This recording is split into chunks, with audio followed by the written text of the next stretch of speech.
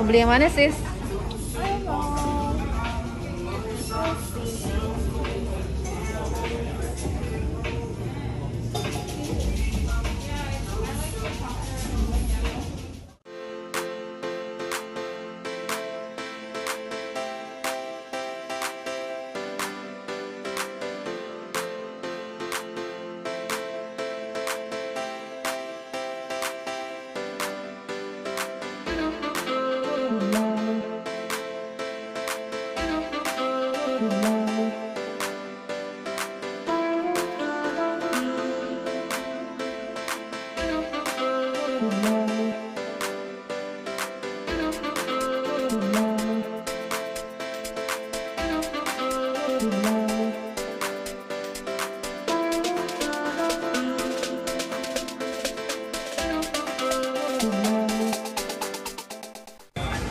For all of our brewing products, so that way you can actually reuse it at home if you want. Tea is a really cool, really interesting brew method that I actually don't know too much about, so I'm still in the process of learning about it. However, one of the things that is very different about tea compared to coffee is that tea actually builds in complexity the more that you brew it. Yeah. So every single steep is going to be slightly different in profile. So with this right over here, I'm just dumping it into water. Now, this brew method has an extremely quick extraction rate. It only takes 90 seconds to extract the coffee. However, before that can even start, we have to wait for the coffee to boil. So I'm starting off by cheating a little bit. This water is already pretty close to boil. These are the stove heaters, and these like a warmer. This is obviously the most exciting part right here, me setting up this.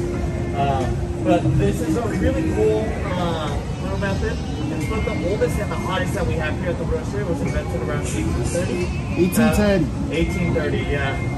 So you can see the filter is a little bit different from the filters that you might be used to. It has that nice chain attached to a string. Now, this chain does two things. One, it allows us to pull this through, make sure that it's flat. And the second thing that it does is it breaks the surface tension of the water.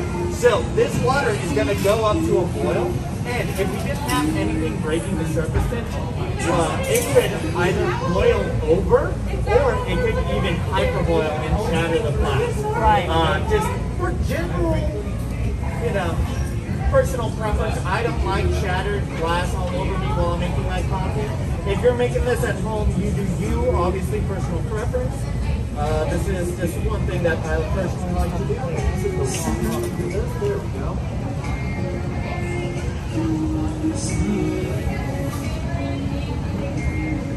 Alright. Do you understand this?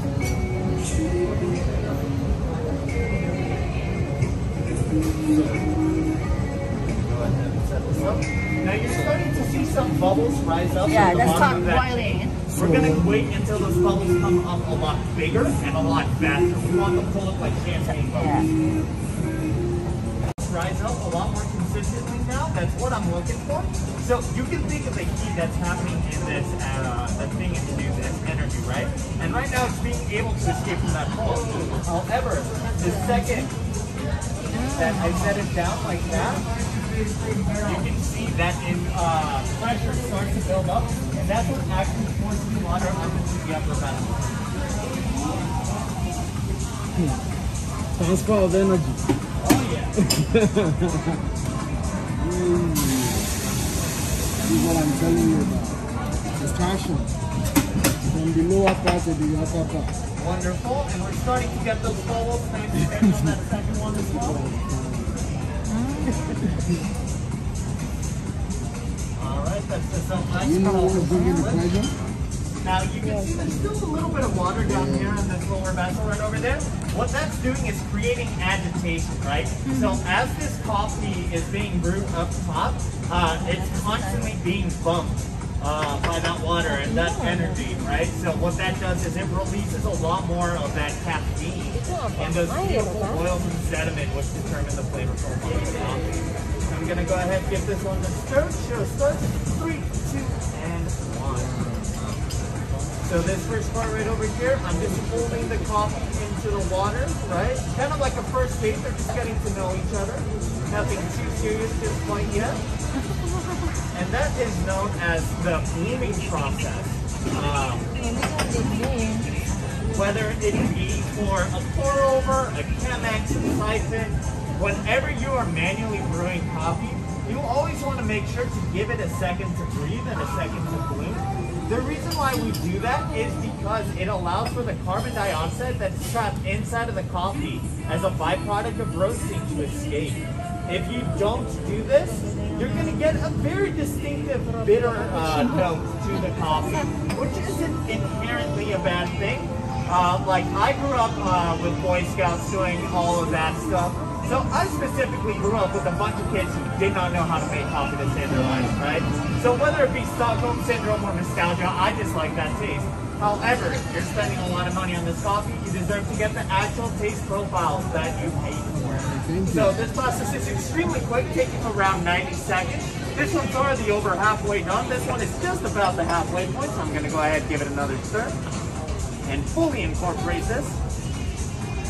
Now, like I said earlier, this is the oldest brewing method that we have here at the roastery, invented around 1830. This was the most popular brewing method for the social elite. So you didn't see this too often in your day-to-day coffee shop.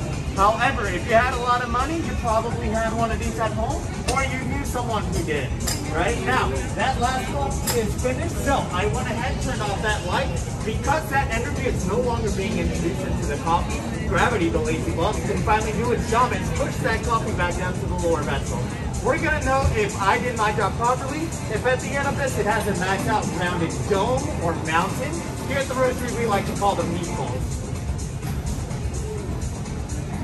All right, you'll also notice that this is the only time during the brew method where I'm specifically not looking at the brew method.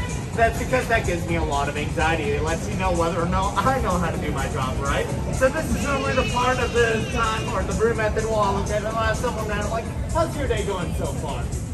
Right here, thank you for distracting me. We're already seeing that one dome over there. Let's see if I can get 2 for 2. Now, the reason why we look for that dome, and really quick, I just want to point out that last little bit of gas there. That's called as the burp or the fart of the siphon. Another reason why I love it, because I'm a child at heart. But the reason why we look for that is if I go ahead and break this open, you will see that there is very little residual moisture left in the ground. So what ends up happening is as gravity pushes it down, a little swirl starts to form here and a vacuum forms, which actually pulls the coffee back down into the lower vessel. So all of those oil sediments, that tannin, that sweet caffeine you know and love, actually gets pulled down along with it.